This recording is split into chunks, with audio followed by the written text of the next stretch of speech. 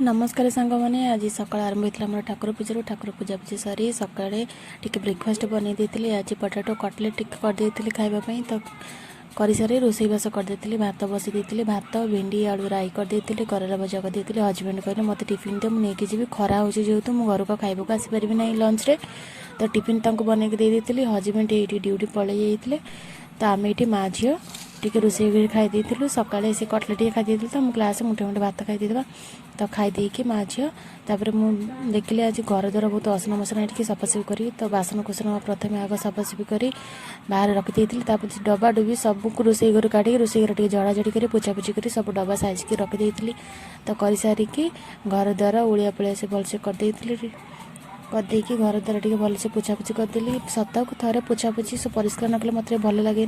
तो घर ये पोछापोछी करदे पोछापोछी कर केते कपड़ा देखिए चुटकी मारिकी सब कपड़ा मझी भांगिकी रखी अरवणी में सब कपड़ा तापर आसी देखला बेलू गडरेज सारा असना है भाविली गडरेज टे सफा करदेवी तो गडरेज कपड़ा काढ़ी पुणी साइज जाकि भांगी भुंगी गडरेज रखी तो गडरेज ये केते मोर सुंदर देखा जाउछि तो काम सारी ये